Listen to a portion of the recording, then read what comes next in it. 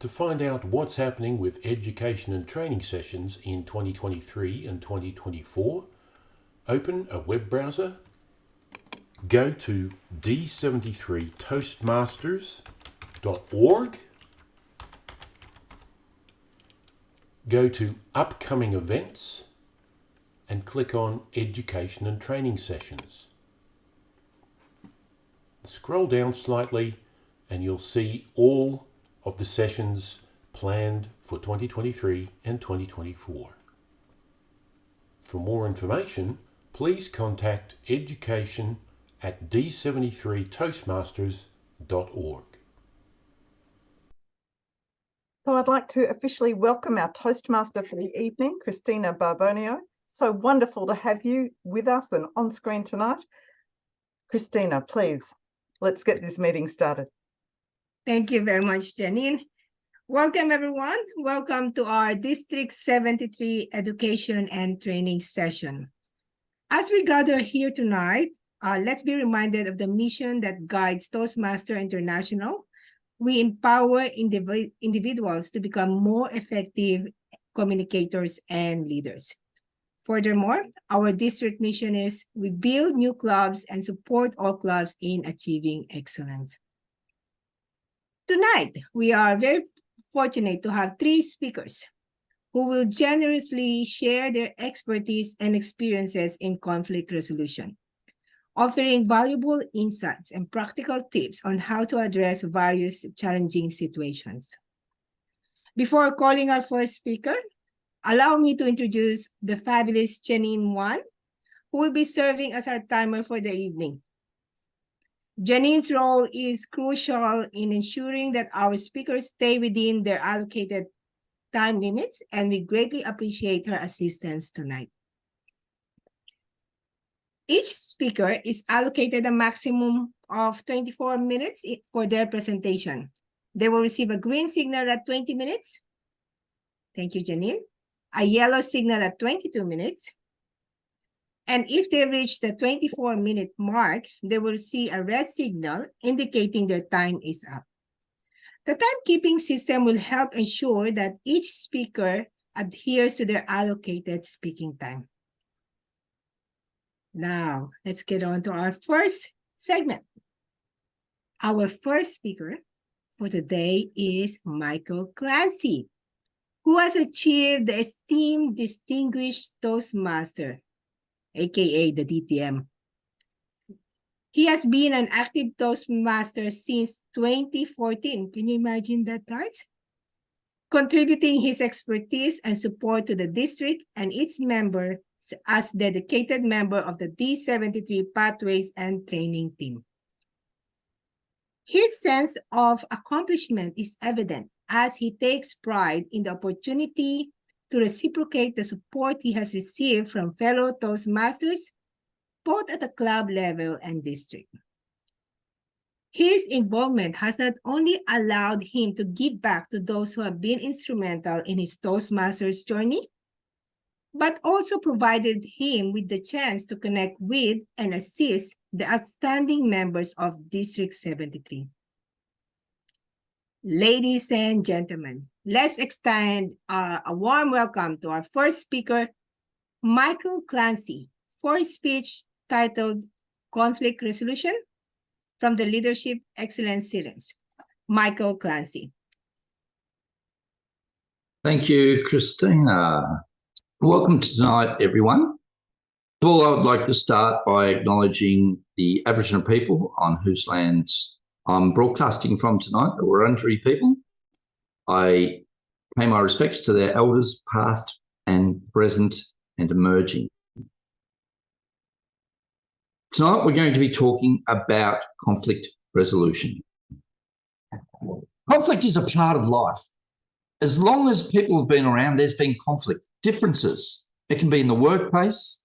It can be policies, decisions, ideas. We conflict everything because we are all individuals. Even out of Toastmasters Club, people can have a different perspective and there may be conflict. One of the challenges we have is to deal with that conflict. in a way that has the best possible outcome for all parties, not just us. Conflict is not always bad. When it's addressed and resolved, it can actually lead to growth. Positive changes, better decisions, better outcome.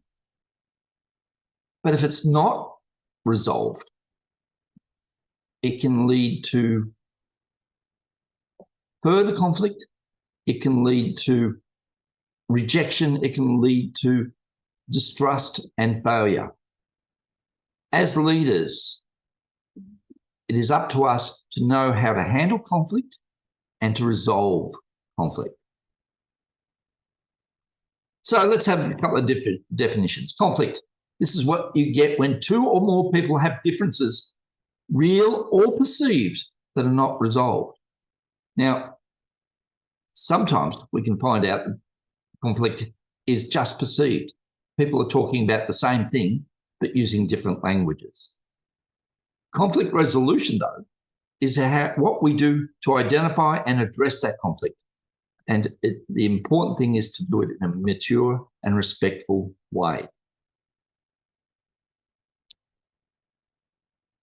There are four main reasons that conflicts occur.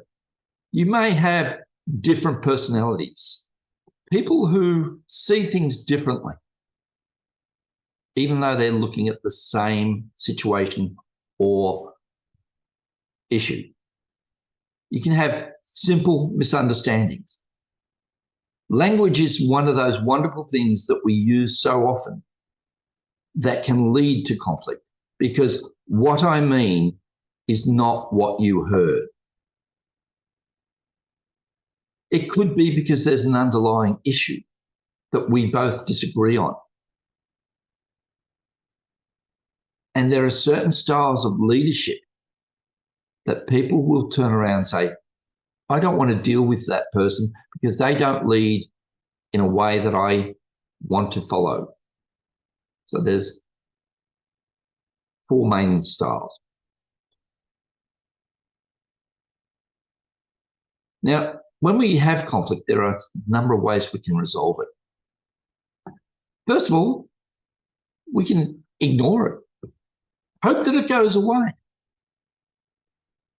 But if it doesn't,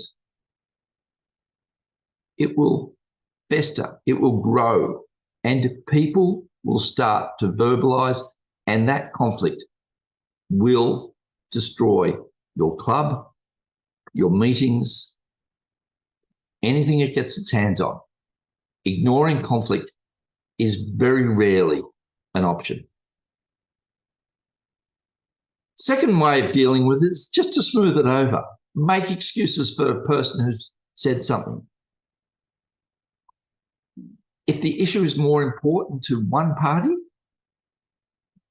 it will lead to disharmony. But if it's not more important, it can also lead to conflicts in how people approach the team's goals rather than the individual's goals. Smoothing it over preserves harmony and goodwill, but it doesn't get rid of the problem. You can use force. This is where a leader makes a decision, and that's the end of it.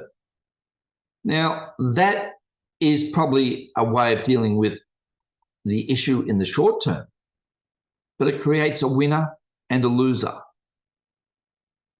And losers are always resentful. I still resent Collingwood for winning the grand final. That will never go away.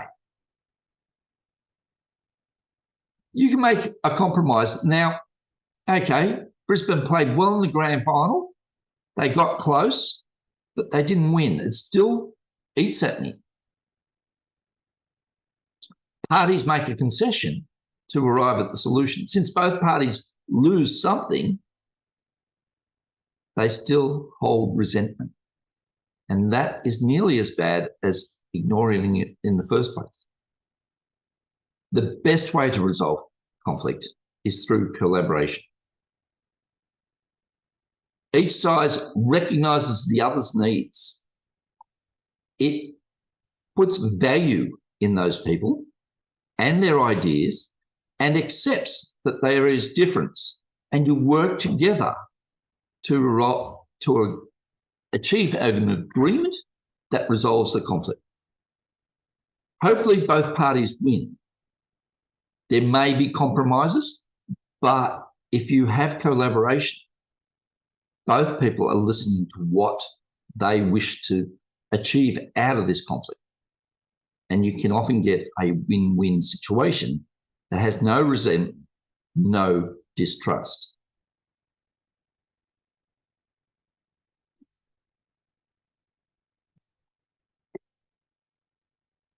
Facilitating the collaboration is a 7-step process. First of all, you've got to define what the root cause of your conflict is. Allow all parties to speak, and therefore all parties must listen. One thing Toastmasters do really well is listen. That's how we do our evaluations. We listen to what the speaker says and we come up with areas for improvement. Dealing with conflict is exactly the same. You listen to their point of view and you come up with alternatives for presenting that point of view.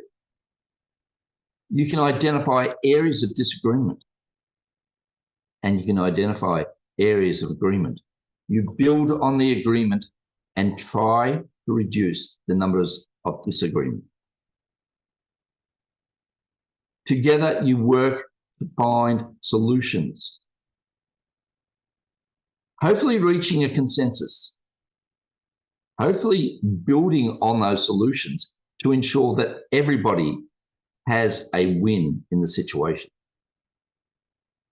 To reach a consensus, you need to review all possible solutions and evaluate each of the suggestions, and then deciding what is the best result. Now, it sounds easy, but it's not.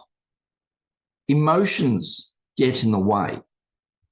So many people hold on very tightly to what they believe is right to them.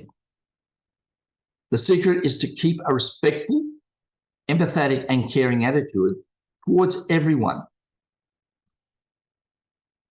It's about building trust between people. It's not about leading and saying, you're wrong because I'm right.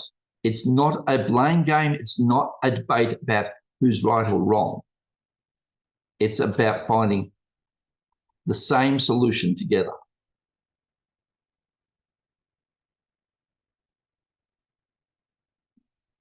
One of the ways that we can do this is through brainstorming. Now, brainstorming is a great method. Everybody sits around. You come up with lists of ideas without any discussion or evaluation, even the stupid ones, even the ones that haven't been fully thought out or fleshed out. It's about writing all those possible solutions down in a list, not assigning them to anyone who may have said it, but assigning the idea down on paper.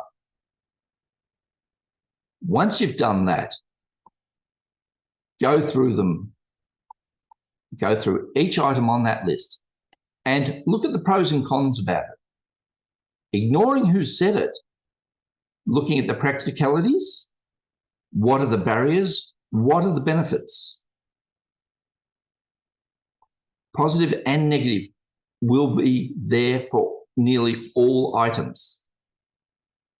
It's then about weighting it and narrowing down that list to find the best solution that everybody can agree on. Now, sometimes people won't agree. Sometimes people will still hold their beliefs true. But sometimes it's also about taking people on a journey, taking them on the same journey that you took to come to your solution, being taken on a journey that someone else has taken to find their solution. Again, it's about listening, discussing, being open and honest with each other.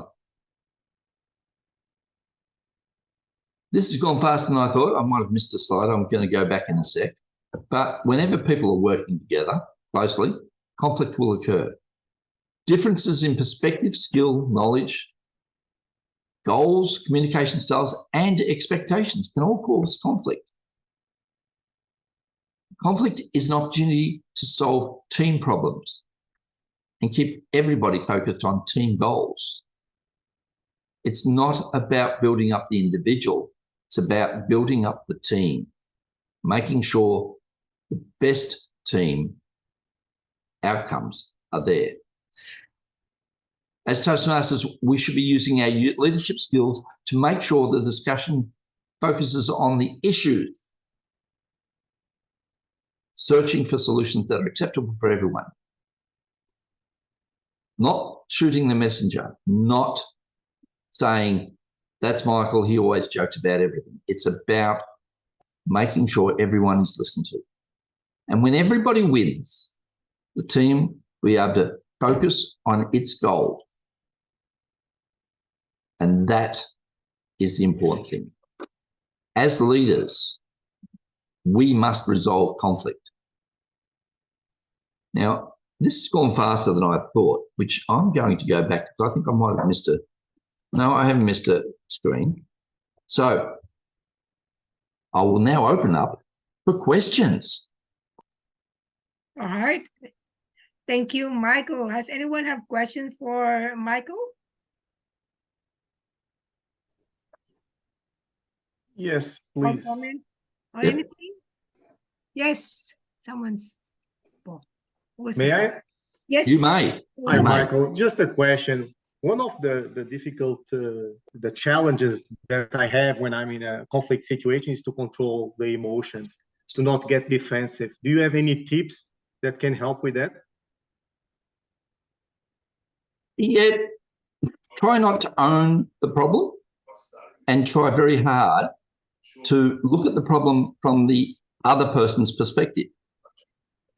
Now, it comes to the old, I don't know whether it's an Indian or what nationality it was, but the five blind men looking at an elephant. Now, the one that got the trunk said, well, it feels nice and long and, you know, quite flexible. The one who got the ears said, no, it's very thin and, you know, flappy. The ones that get the legs say, well, no, it's more like a tree trunk. That's the way you approach conflict. Be aware that you might not see the whole picture. Be aware that other people may not see from your perspective. Take a view, take a step back and a view from a different perspective. Try to understand where the other person is coming from, because we all have different life experiences.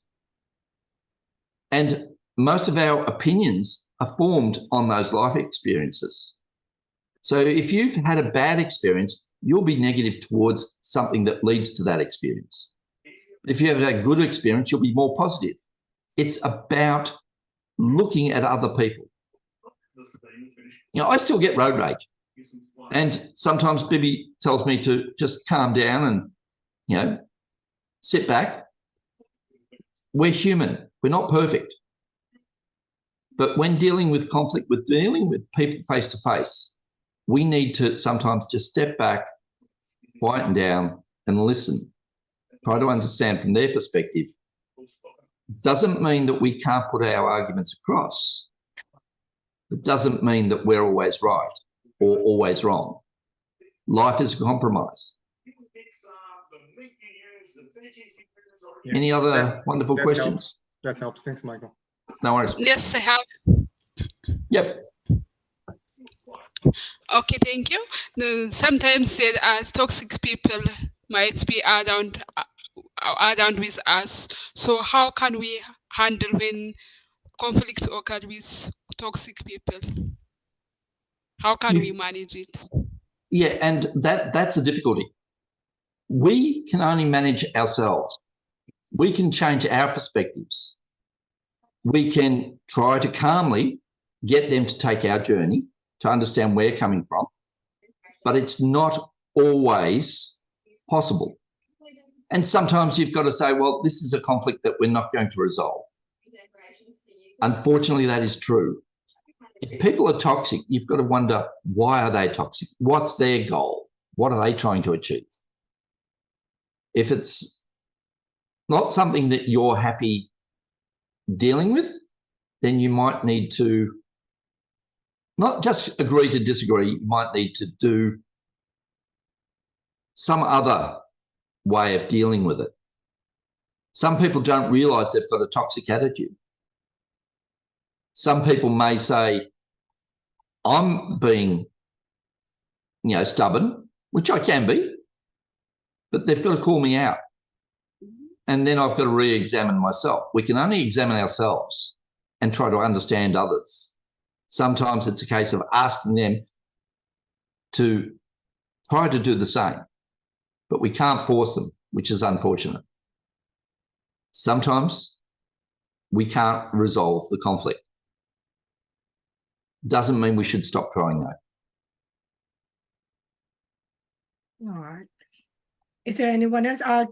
Kevin, Nola. Grace? Nola's got her hand up. Yeah, okay.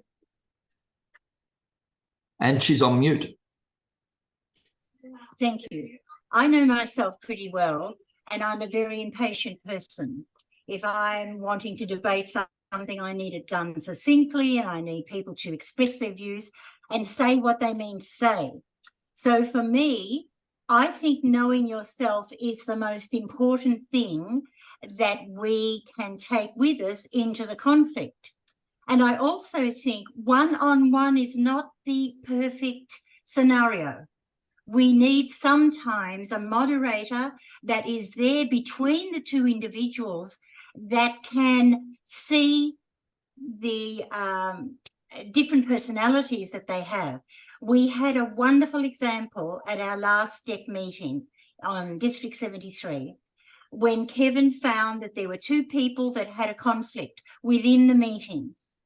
And his resolving of that, I assume, worked beautifully, but it was done away from the cameras, away from the meeting, when he suggested that they meet on neutral ground and discuss it. Now, I thought that that was a prime example, and I see that you're here now, Kevin, and I don't mean to embarrass you, but I saw you as a leader in that moment because it was toxic and there didn't seem to be a way to resolve it. So sometimes putting things in a different, not even have a third person, but take it to a different area. If you've got the conflict within your meeting room, suggest that you meet for coffee. Suggest someone comes home and sits in your garden where you can listen to birds twittering and you've no idea what they're talking about, but sometimes they've got more sense up in their tree than we have on the ground. So I think there are two things, and you pointed them out, but I'm just reiterating them. Thank you, Michael Clancy, that may be a moderator, so there's not just one-on-one, and take them away from where the conflict perhaps started and go somewhere else. Would you like to comment, please, Michael? Yes, I would love to comment. First of all, the conflict can be amongst two people, can be amongst three people or four people. It's not always an even contest. It may just feel that you're not being heard. And sometimes it's a case of you need to stand up and say, I don't feel like I'm getting my point of view across. But taking a third person who's neutral is a great way.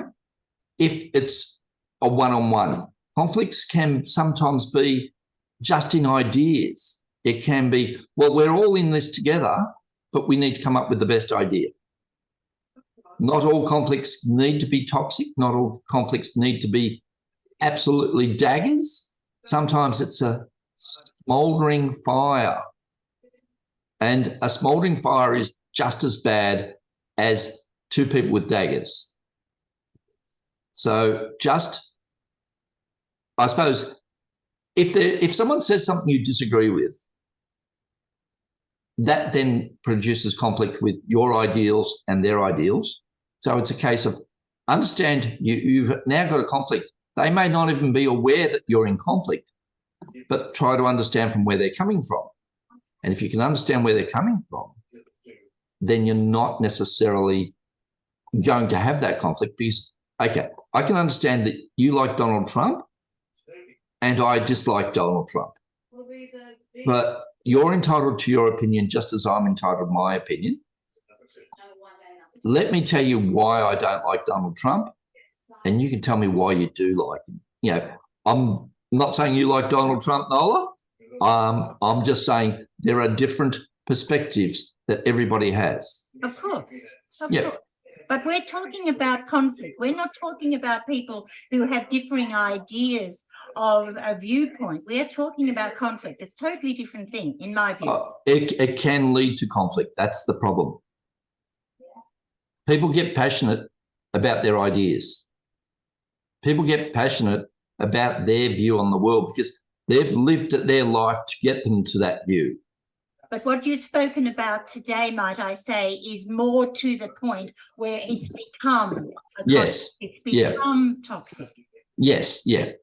And you've explained it well. Thank you, Michael. Thank you, Nola. I think our time is up, maybe. That's all right. You still have a bit of time, Michael. Kevin has raised his hand. Kevin. Thanks, Christina and Michael. The definition and just using the word conflict is confrontational. There's a book that I read last year, and it's called Crucial Conversations, Tools for Talking When Stakes Are High. And it was the most enlightening repeat of what I already knew, but needed to be told again. And that is the fact that conflict arises out of being unsafe. It's really quite straightforward. If you feel threatened in any shape or form, conflict is happening. And you will do one of three things. You will either shut down and say nothing. You will turn around and you'll get angry and you'll say a lot of things that potentially you regret, or you'll carry on the conversation. And I think what you're alluding to, Michael, around being able to see it from their perspective is how do you ensure that the conversation keeps going? Because the moment it shuts down because people are getting angry or people are going silent, it means that you've triggered something that makes them unsafe. And that's the crucial part, whether it's lots of people, whether it's ideas, whether it's, you may be right, but I know I'm right, whatever it is. The challenge is always to keep the conversation going. And if you can't keep the conversation going, that's when you're lost. Thank you, Kevin. And with that, the timer has given me the red light. So I will accept the fact that the light is red. I'll agree that it's red this time. And even though I've got a DTM and they say don't time me, I am being timed and I will accept that the umpire is right on this occasion, but only this once. Thank you very much, Michael. Thank you, Michael, for that speech, that conflict resolution. And for everyone else, this conflict resolution is one of 10 topics covered in the leadership series set. So if you're interested in exploring the other leadership excellence modules, they are available on our Toastmaster resource website. All right, on to our next speaker. Our next speaker is Annie Martin. Annie has amassed a wealth of experience in handling conflicts during her tenure as a school principal, a role in which she directly oversaw a team of 50 staff members. That's quite impressive. Not all of the issues she encountered were easily resolved, especially those that stem from her interactions with the bus drivers, from which she may recount a story or two. While the role was a dream come true, she found herself on a steep learning curve from day one, as a range of issues she faced was both numerous and diverse. She served as the first point of contact for any parent complaints. Oh, I can't imagine how's that. Her office even received visits from the police and at times from the press. Wow, very popular. In addition to these challenges, Annie had to navigate community attitudes towards her students, all of whom had profound disabilities. This included enduring the unfortunate incident of having dumbbells hurled at her. Oh, I hope you're okay. Today, she will share some of her experiences and offer valuable insights gained from her journey. Ladies and gentlemen, please join me in welcoming our next speaker, Annie Martin, who will be sharing her insights and experiences with the intriguing topic, stories of conflict or conflicting stories. Annie Martin. Thank you so much, Christina. What a fabulous introduction indeed. I am also going to share my screen, so if you just bear with me. Okay, yes, stories of conflict or conflicting stories. Indeed, we do tell ourselves, each one of us, something different, often about the exact same event. So I'm going to just tell you a little bit from personal experience. Hopefully it's a fairly light talk. A few little anecdotes, and I'm going to introduce you to a few little characters that I met along the way in my role as principal. And there's our book of our conflicting stories. Before I launch into it, I will tell you just a tiny bit about the school. You've heard a bit already.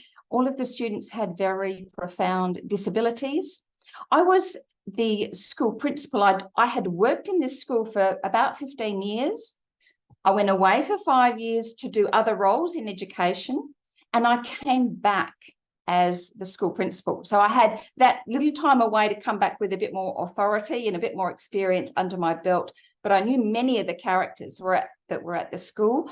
I knew the students well and the community well. So that's how I came to be in charge of a staff of 50, including teachers, assistants, IT staff, ground staff, occupational therapists, speech therapists, physiotherapists, and bus drivers. And I'll talk about them in a minute.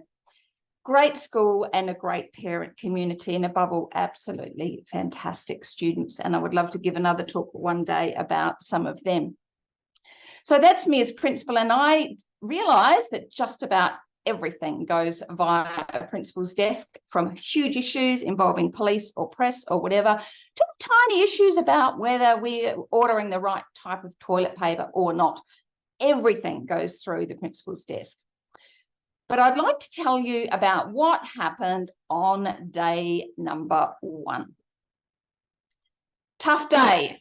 And indeed it was. So on day number 1, I thought, right, I'm going to forsake the old jeans that I used to wear when I was teaching there. I'm going to put on my high heels. I'm principal now. And I rolled up in my car, in the car park, stepped out of my car, and there I saw Barry. Now, Barry was a bus driver. He was a bus driver who I had worked with. And indeed, I last saw Barry 5 years ago at the school Christmas party. And I thought, okay, here we go. He'll recognise that I'm now the principal. So I get out in my high heels and I say, good morning, Barry. And he says, how you going, you old tart? Right, okay, here we go. We're off to a good start. So I didn't know what to say. I left it. I just let it go, and I thought, here we go, on to the next thing. Then I met Marnie. She came into my office in tears. She mentioned something about long-standing conflict she had with another staff member. And then she mentioned something about the Christmas concert. And I thought, hang on, it's January. Why is she talking about the Christmas concert? Any of you, if you've ever worked in a school, will know that any time is open slather to start talking about the Christmas concert. But there was some conflict going on about this. And indeed, Marnie had had a long-standing conflict with this woman here, Leonie. Mind you, all names and faces and everything have been changed from the real people. But Leonie, I will show you what she looked like. That's Leonie. The next person who came into my office was Leonie, and she said to me, welcome, your new role as principal. Can we put a suggestion box of how to improve the school in the staff room? And I thought, oh, I don't know. I didn't say that, but I thought I wanted to turn around. I wanted to turn around and see what the previous principal would have thought or what anybody would have thought. But there was no one there. It was me. I realised I would have to make all these decisions. And so I foolishly thought, oh gosh, she looks like a lion. I'm a bit scared of her. I foolishly said, okay, yes. I made a decision on the spot to keep her happy. It didn't keep many other people happy. So I began the process of learning about the sunscreen of conflict resolution. And that is how to prevent it. Now, I learnt this the hard way. So it might sound easy what I'm saying. I tell you, I learnt the hard way. But there are things you can do to prevent melanomas. Not all melanomas. Sometimes they get to places where the sun don't shine. However, sunscreen, if you can think of the sunscreen of conflict resolution, and what can we do in order to prevent them? Well, number one is to take a leaf out of the book of this dog with that treat on his nose and to respond and not to react. Now, when Leonie asked me about the suggestion box, I should have said, oh, well, look, I've just got an interesting idea. I've just started. Give us a couple of weeks. We'll have a few staff meetings and I'll get back to you. I should have said that. Reactions often cause us to regret what we've said. If you don't have a couple of weeks, and often you don't, in order to respond, maybe you've got half a day. Maybe you could say to someone, I'll get back to you after lunch. Maybe you could say, I'll get back to you after I've just had 10 minutes to make a phone call. Maybe you could say to someone, oh, just give me a minute to think about it. And in emergencies, and there were many at the school I was at, if you've got 2 seconds to make a decision, see if you can't take one of those seconds to think about responding and not reacting. Hey, we're all Toastmasters. Think of it like the pauses in your speech to work out what you're going to say next, so you don't regret what comes out of your mouth. The second thing I learned was about mood. How many times do you hear people say, oh, the boss was in a bad mood and I can't work for them? I learned that my mood, regardless of how I felt, had to be as consistent as it possibly could. Every day I greeted people in the same way, every day. And that becomes incredibly important in leadership. And the third thing is communicate. Communicate early and often and clearly. And once again, we're Toastmasters. Where you can set up meetings.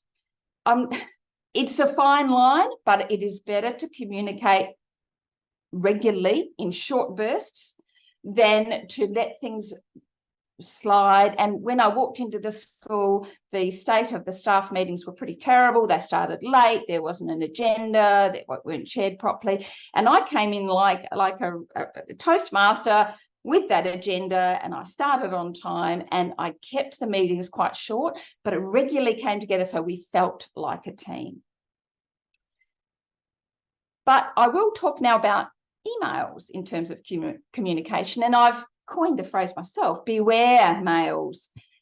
Emails are great, use them all the time, but beware. So when things start to get a bit tetchy on an email, stop, pick up the phone, go and see the person, offer to take them for a coffee. Like Noel has said, do something else. Be aware that that email trail, things can be misinterpreted, not understood, or just simply get out of hand.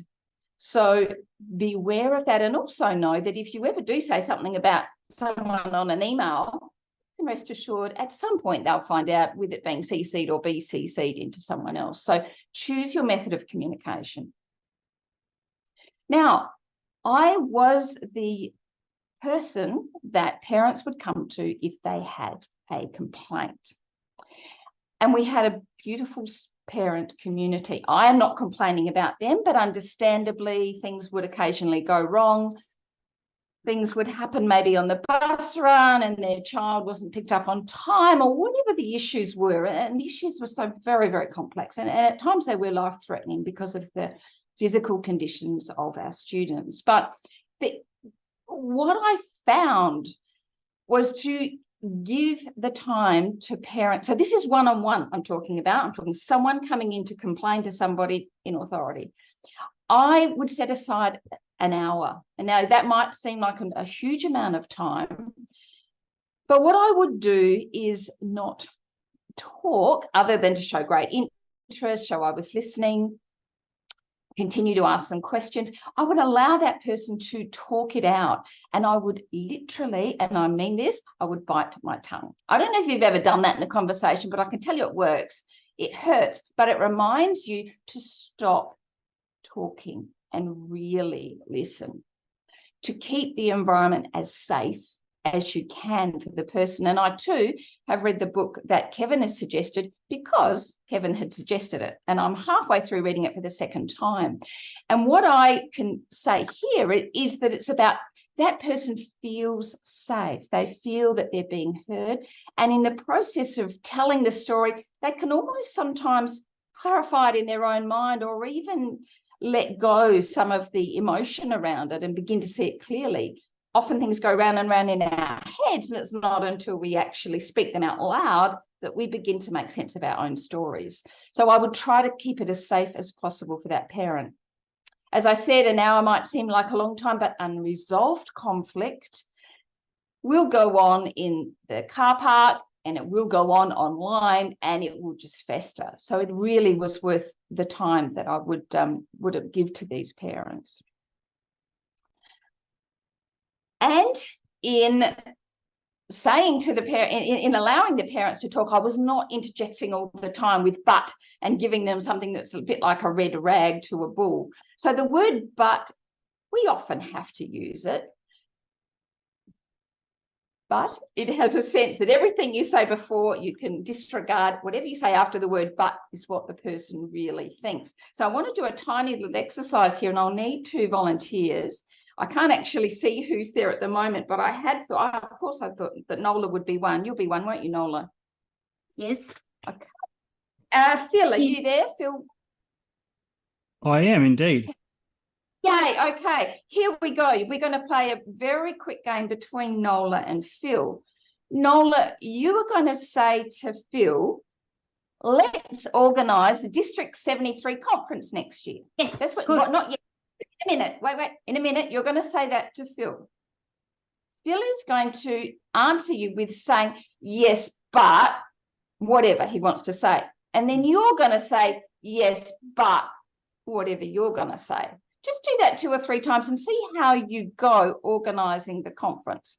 So here you go, Nola. You're going to say to, hey, Phil, let's organise the D73 conference next year. Phil, are you there and are you listening? I am, Nola. I have the most wonderful idea. I find that your contributions at meetings is really excellent, and I was wondering whether you would join me in organising the conference this year for District 73. Yes, but exactly how much of my time are you looking at using up? Probably all the spare time that you've got, because that is what we are. Nola, sorry, you've got to keep answering with yes, but. It's a yes, but game. Right, I beg your pardon. Yes, but how much time is it going to take? Yeah. Yes, but I think it would value add to your life, Phil. But I'm pretty happy with my life at the moment without taking on any extra responsibilities, Nola. But in my asking you, do you realise how honoured you should feel when I've got all of these other people in District 73 that I could use, but I have chosen you? Would that make you think more about the opportunity that's ahead of you? But surely there's more qualified people that you could ask. All right, excellent. Okay. Now, Nola, please ask exactly the same question to Phil. And your responses now will be, and Phil will say yes and da da da, and you will say then you've got to start with yes and. All right. So you're playing the same game with yes and. Off you go. Right. Phil, would you be interested in joining me to run or help run the District 73 conference this year, because I'm aware of the skills that you have? Oh, thank you, Nola. Yes. And what exactly is it that you would like me to help you with? Oh, that's a question that I can't answer with yes and. Well, that's okay. Make it up. Yes and something. Yes, yes. And the time that you will have to put in, though, may be too onerous. Do you have limited time?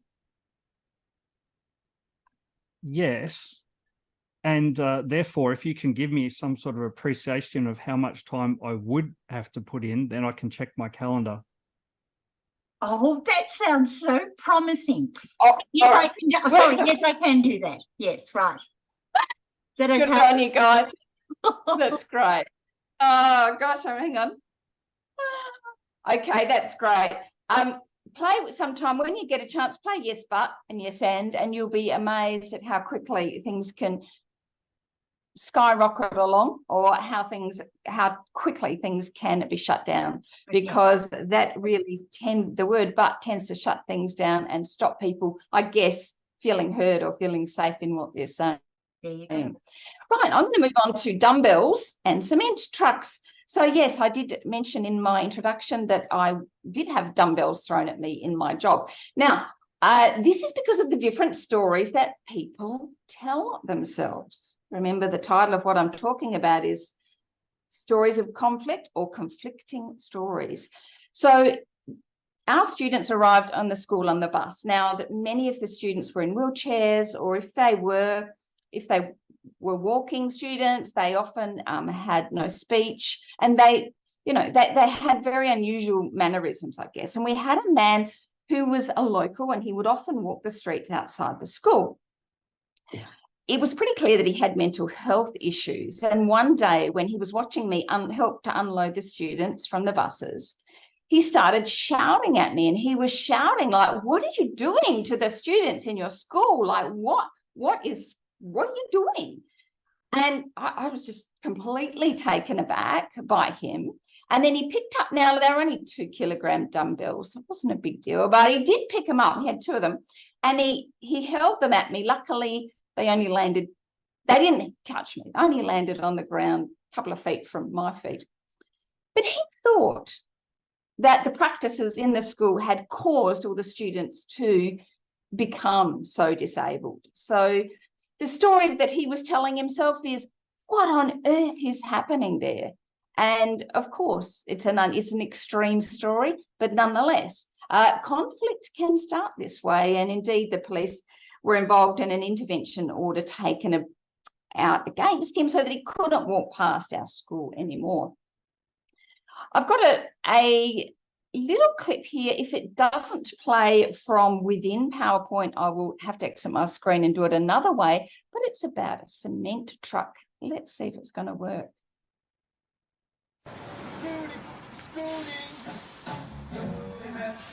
Can you hear that? Yep, that's good. Yes. You might just have to move that toolbar out of the way. Oh, yeah. First, you get some gravel, pour it in the bowl. Mix a mess of mortar, you add cement and water. See the mellow-rooney come out, slurp, slurp, slurp. Cement mixer, patty, patty. Cement mixer, patty, patty. Cement mixer, patty. Who wants a bucket of cement? Komt u even meestappen? Want het is voor dit schitterende wagen.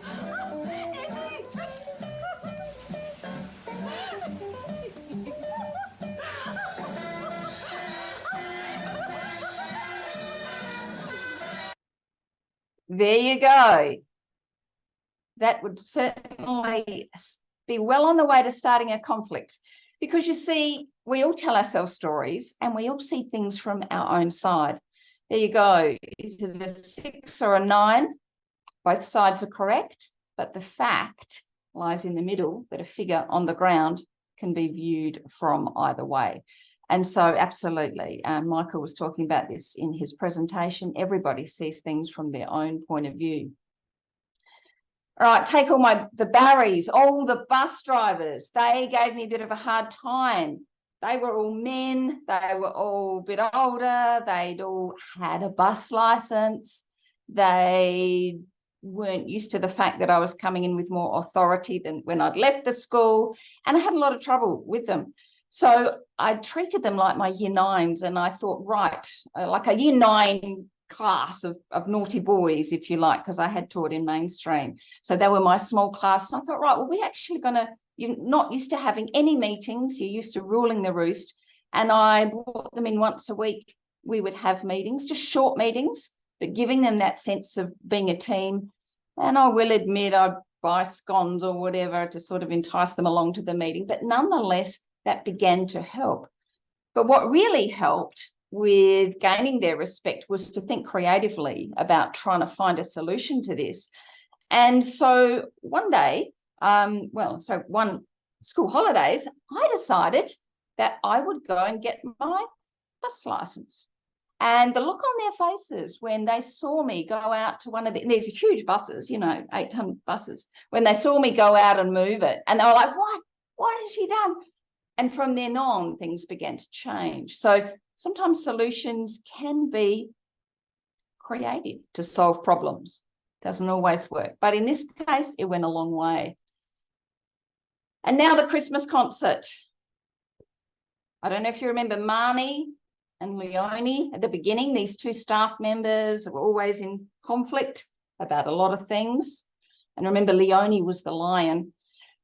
So Marnie, who was a much more quiet sort of person, but a brilliant teacher, she wanted her students to have a Christmas concert every year so that all of the parents could enjoy it. She wanted the whole school to do one. Leonie, she taught the older students in the school. She did not want a Christmas concert. And the school was divided into these factions of what will we do about the Christmas concert? So a compromise was reached. And the compromise was, we'll do it once every 2 years. Compromise, again, as Michael has said, it doesn't always please everybody. It tends to lead to resentment. And here we are with me, sorry if that's in the way, me presiding over conflicts.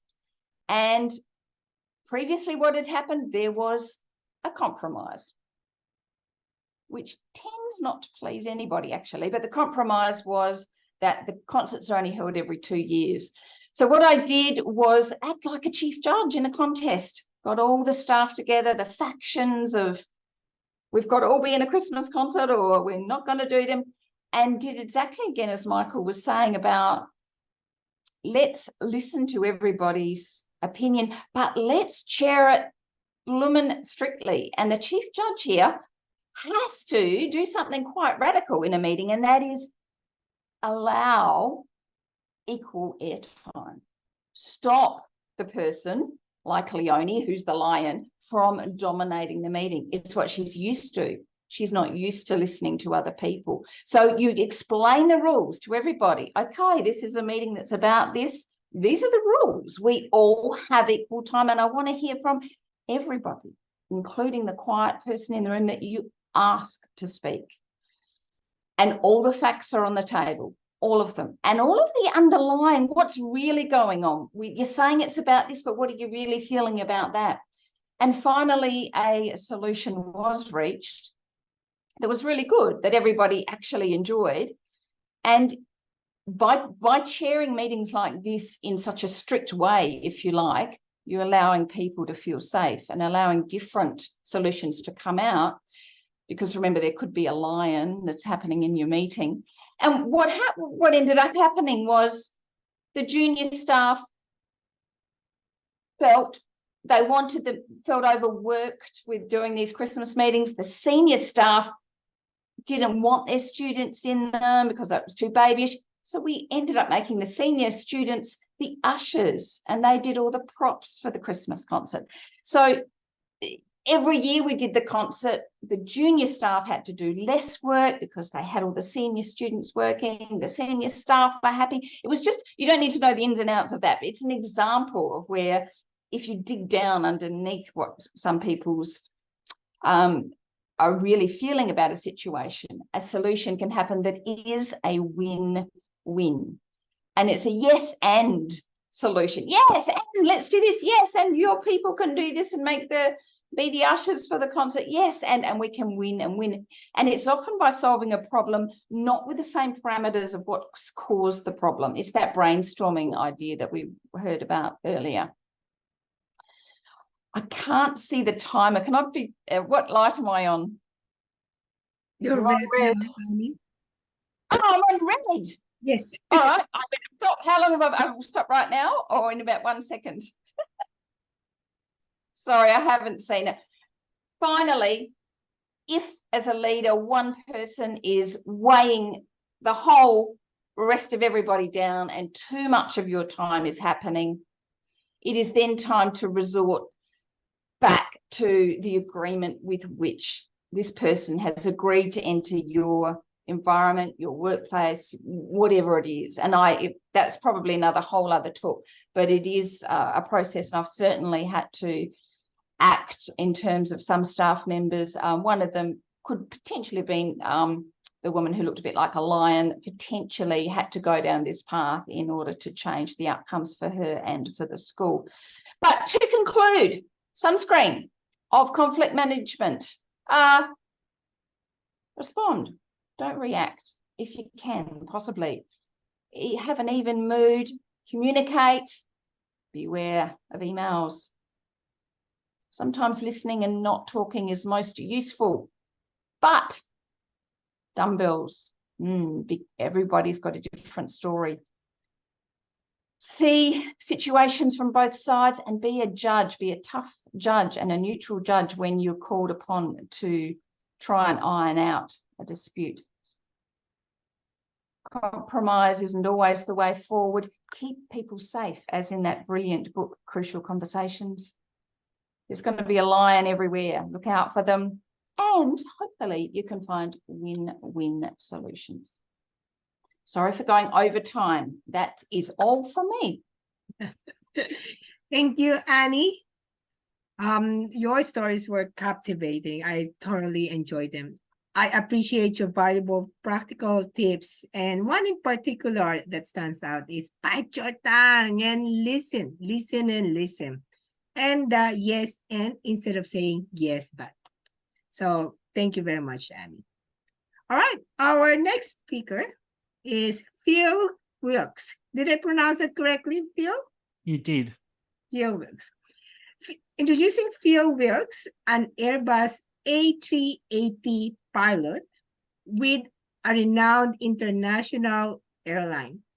With nearly 4 decades of flying experience lag in his impressive career, and as a co-author of the book Performance Pilot, Phil has cultivated a deep fascination with the vital soft skills that pilots employ to make aviation one of the safest modes of transportation. Today, he shares his distinctive insights, honed 2 years of training fellow pilots to illuminate a crucial aspect of aviation, conflict resolution on the flight deck.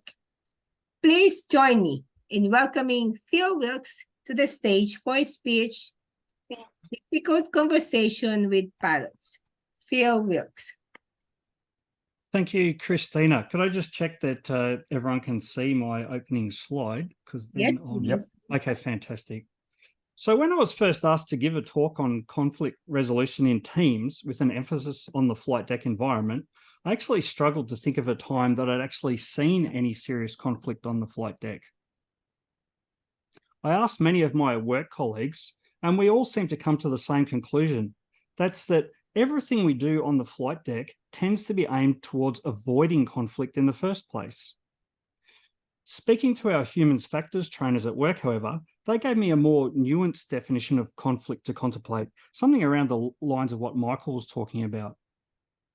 In this context, we can consider conflict to be an incompatibility of needs or goals. So the conflict can very well be internal. I'd like to share 3 stories with you. They're not pleasant stories in that they involve aircraft accidents in which lives were lost, but there is an immense value in the lessons learned from each. Tenerife, 1977. A KLM Boeing 747 lines up for takeoff at Los Rodeos Airport in the Canary Islands. The captain behind the controls has previously appeared in KLM advertising campaigns. He's the head of pilot training. He pushes the thrust levers forward to commence the takeoff roll. Meanwhile, a Pan-American Boeing 747 is still on the runway, unseen in the dense fog enveloping the airport. The resulting collision remains to this day the deadliest accident in aviation history. Spanish investigators suggest the hesitancy of the first officer and the flight engineer to challenge the captain's assumption that he was cleared for takeoff may have been due to deference to his command authority and indeed respect for his management role in the company. United Airlines 173, 1978. A United Airlines DC-8 has an unsafe landing gear indication on final approach to land in Portland, Oregon. The crew make a missed approach and enter a holding pattern to investigate the status of the landing gear and to prepare for a possible emergency landing. A little over an hour later, all 4 engines fail as a result of fuel exhaustion. The aircraft crashes in woods 11 kilometres from the airport. While the crew members had highlighted the diminishing fuel quantity, the US NTSB concluded that a contributing factor to the accident was their failure to either fully comprehend the criticality of the fuel state or to successfully communicate their concerns to the captain. The NTSB report noted that a captain's management style may exert subtle pressure on his crew to conform to his way of thinking. It may hinder interaction and adequate monitoring and force another crew member to yield to his right to express an opinion. Kegworth, 1989. The cabin of a British Midlands Boeing 737 flying from London Heathrow to Belfast starts filling with smoke due to a problem with the left engine. Due to a series of errors related to inexperience with this almost new variant of the 737 and a lack of training in differences from the previous variant that they had flown, the crew mistakenly identified the right engine as the source of the smoke, and they shut it down. On final approach to land, the malfunctioning left engine failed completely. The 737 crashed, a devastating 475 metres short of the runway pavement. The British Air Accidents Investigation Branch found that a failure to inform the crew of sparks and flames from the left engine, observed by many on board, including 3 cabin attendants, contributed to the flight crew shutting down the wrong engine. 3 opportunities to share information. 3 opportunities to speak up and have a difficult conversation. 3 opportunities lost. As Michael's already told us, conflict can actually be a good thing. And sometimes we need to have a difficult conversation to avoid or resolve it. From this definition, there are 3 areas where conflict can arise in the workplace. Task, a disagreement on the what and the how. Team processes, a disagreement on the who. Or interpersonal differences. So how do we avoid these sources of conflict? Today, I'd like to share with you how we do this on the flight deck. I'm going to do this by discussing 3 main areas. First, creating a culture that supports conflict resolution.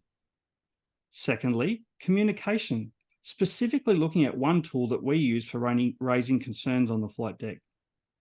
And finally, the use of process as a means of preventing conflict. Let's start with culture. The investigation into the United's 173 accident is considered to be one of the most important in aviation history.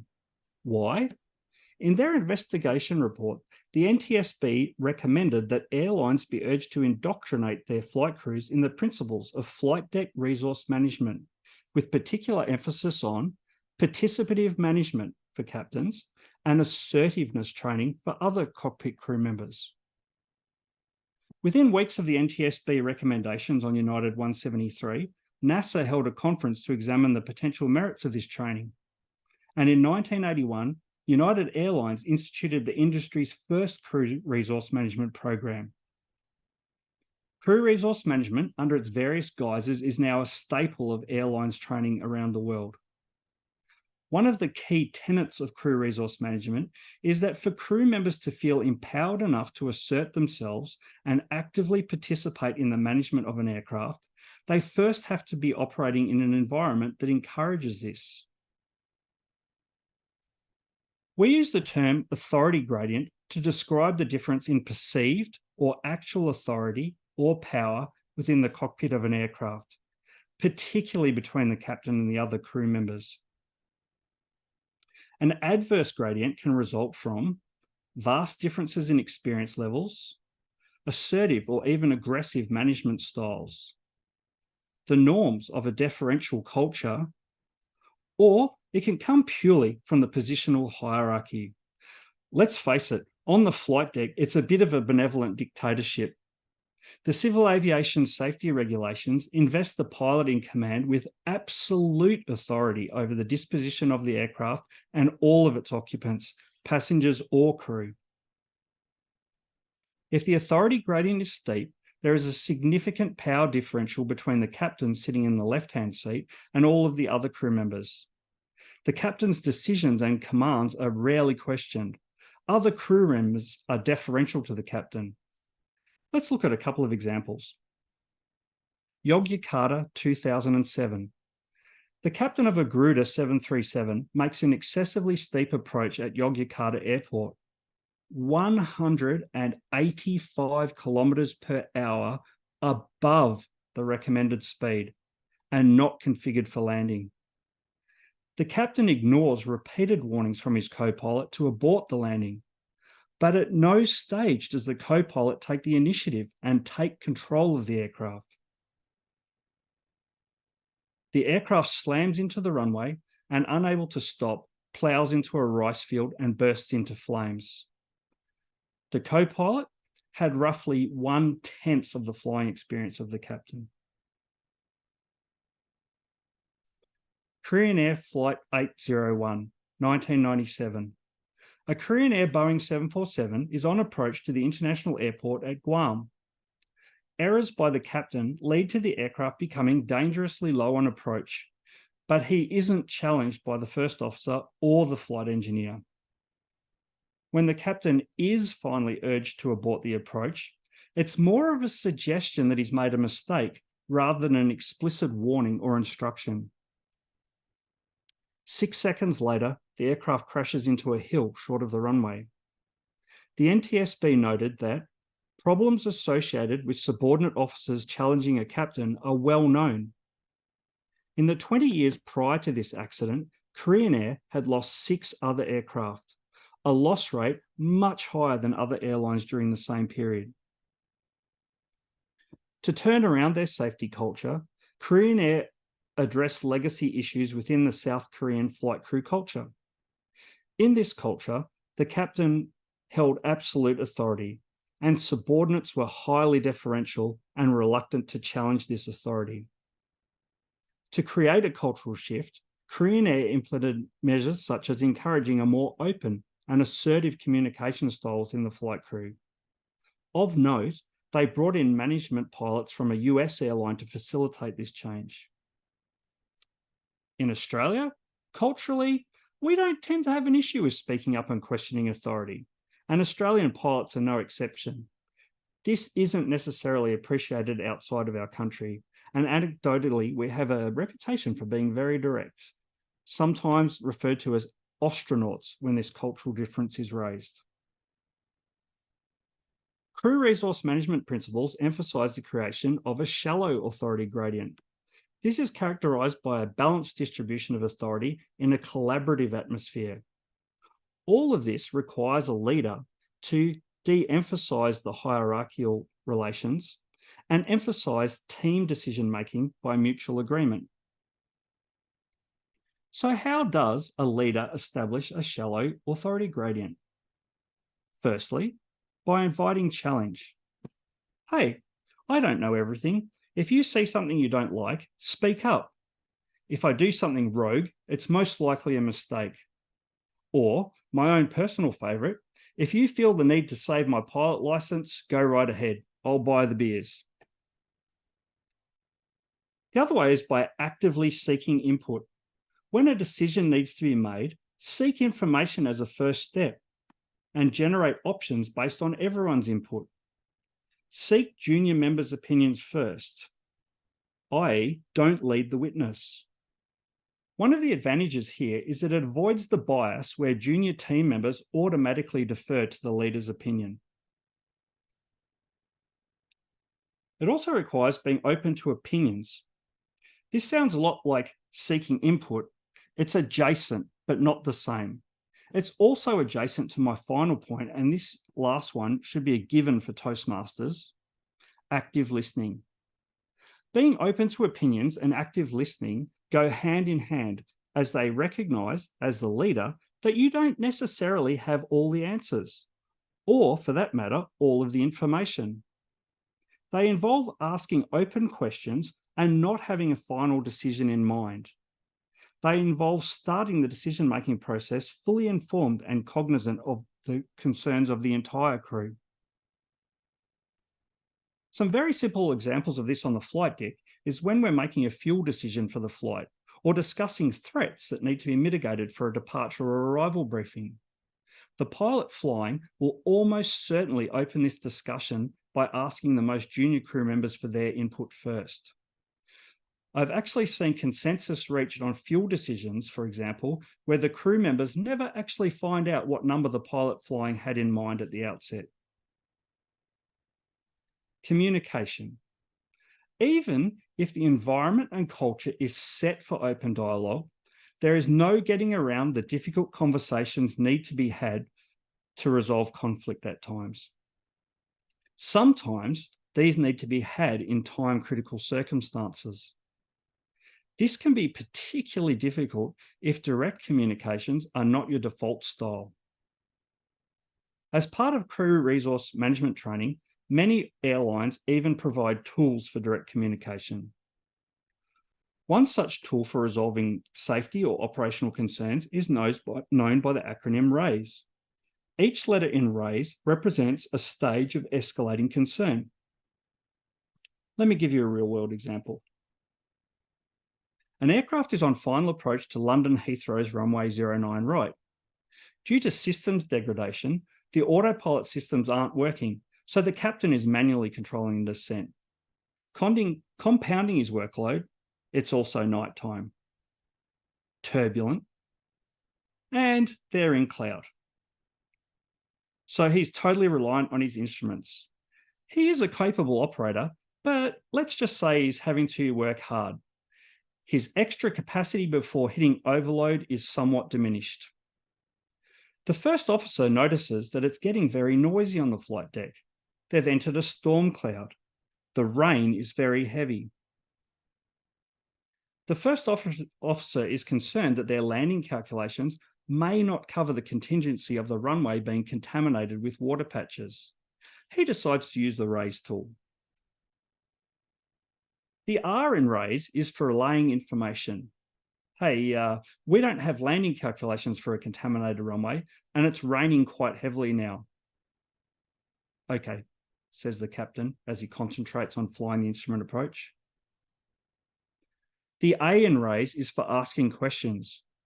Should we be concerned about water patches? The first officer follows up by asking the tower. It's raining heavily at the field too, but as they will be the first aircraft to land since the downpour has started, the tower really can't add any extra information into the mix. The captain says nothing. The I is for indicating concern. If this rain continues, the runway may be contaminated. I'm not sure our landing distance calculations cover this. I think we'd be okay. It's a long runway, the captain says, quite unconvincingly, busy dealing with the turbulence. The first officer thinks there is plenty of runway available too, even if it is contaminated, but he'd feel a lot better if they had calculated the landing data for a contaminated runway.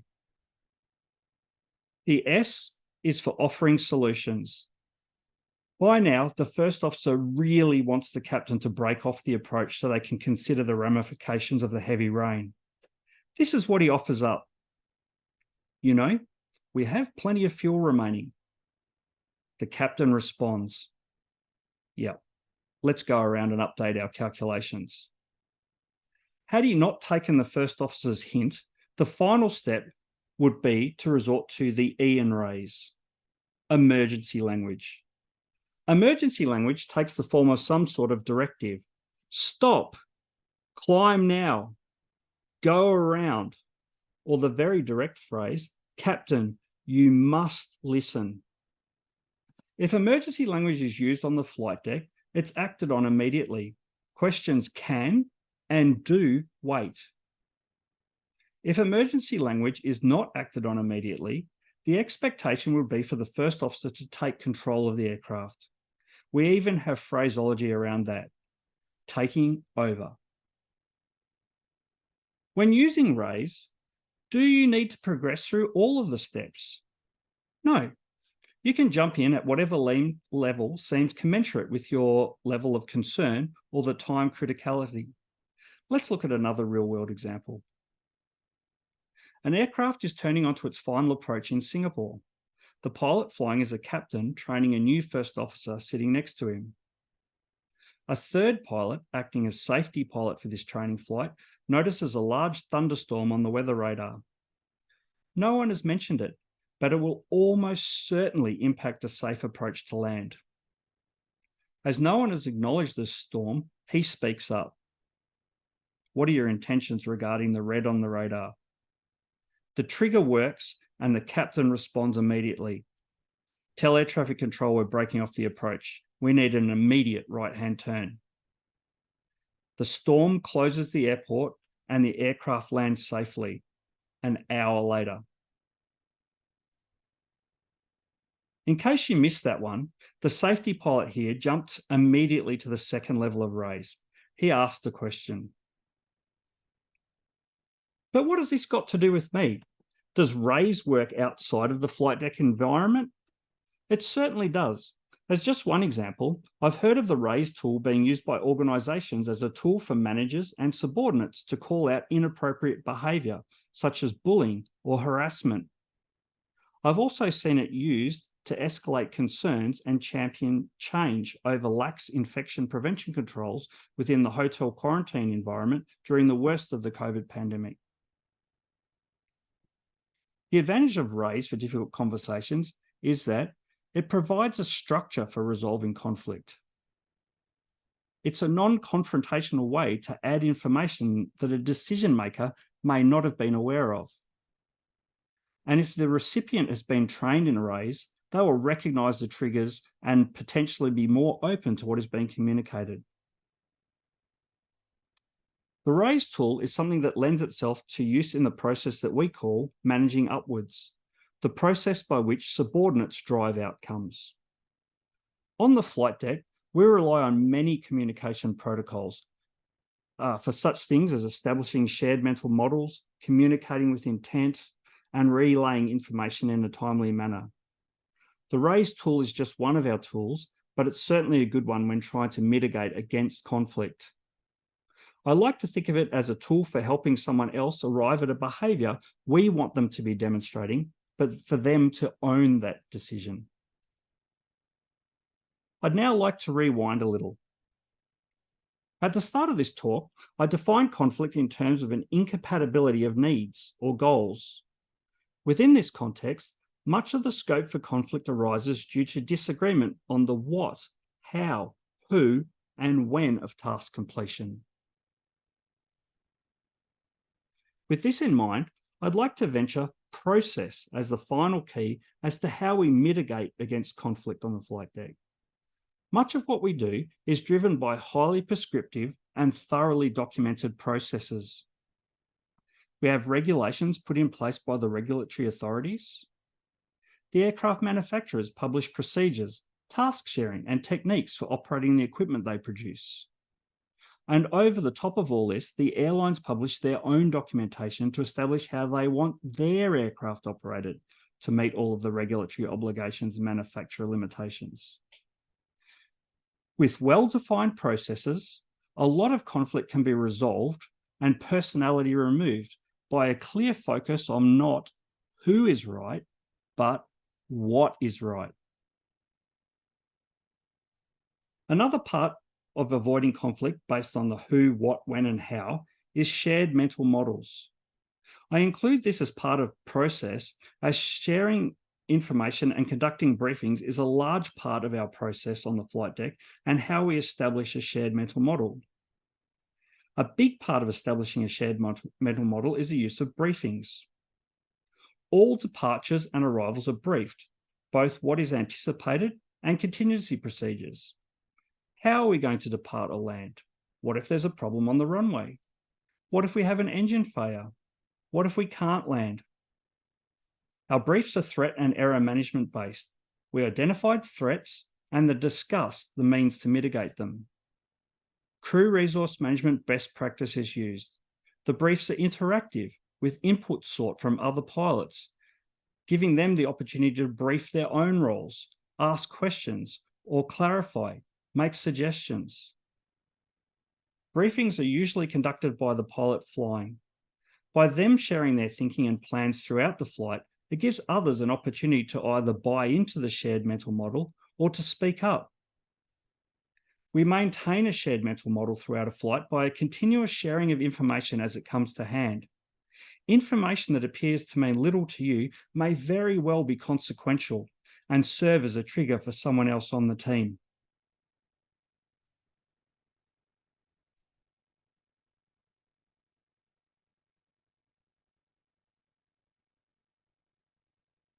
In summary, conflict occurs when people believe they have incompatible needs or goals and feel strongly about their position. The main areas for potential conflict are task, team processes, and interpersonal differences. But the opportunity for conflict can be mitigated by establishing a culture or environment that encourages open dialogue and constructive dissent.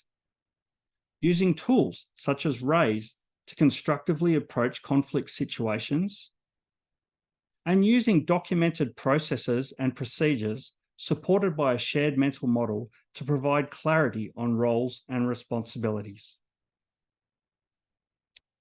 And I think that leaves me some time to answer any questions if anyone has any. Thank you very much, Phil. I think we have run out. Let's give a round of applause for Phil. Phil, I'd like to express my gratitude for your speech. Your presentation on various aviation incidents was truly intriguing, especially on how you tie these events to different conflict resolution strategies. Among the numerous tips you shared, one that particularly stands out for me is the concept of shallow authority gradient and the strategy known as RAISE. So thank you very much, Phil. Unfortunately, we are running out of time for question and answer. I'm sure if you have any questions, please reach out to Janine and Graham, and perhaps they could forward this to Phil. But thank you very much, Phil. Please give a warm applause for Phil. All right. Now, I would like to present the Education Enthusiast Award, and to address any questions, comments, and present survey, please welcome our facilitator, Janine and Graham. Thank you, Christina, for being our Toastmaster tonight. And thank you so much to our wonderful presenters. I thought that was a fantastic focus on conflict resolution, and everyone was excellent. Michael, you set it all out for us about conflict resolution and the steps to follow in a very clear way. Annie, your presentation was delightfully engaging, fascinating. We were enthralled and really enjoyed all your stories. And Phil, I can't hear enough of your stories. They do keep me very intrigued, and you communicate so beautifully clearly those wonderful points, and we've all taken something from all of those presentations. Tonight, I have awarded the Education Enthusiasts Awards to Hawthorn. So I would invite all of our Hawthorn members to stay at the end of this session, and we'll take a Zoom screenshot and post it on our Facebook page that tonight's Education Enthusiasts Award goes to Hawthorn Toastmasters. And now I would like to throw to Graham to close out the meeting. Oh, thank you very much, Janine, and thank you again to everyone who has presented tonight.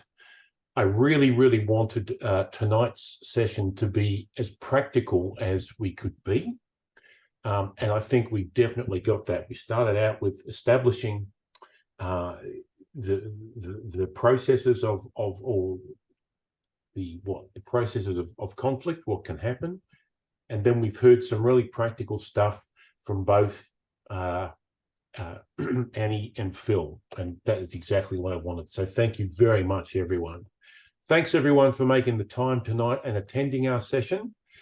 The session has been recorded and will be available on the D73 website, or a link to it will be on the D73 website. So thank you very much, everyone, and have a good evening. And Phil, Annie, Christina, and Michael, can you stay too, and we'll take you in our Zoom shot. Thank you, everyone, for joining us. Wonderful to see so many faces here tonight.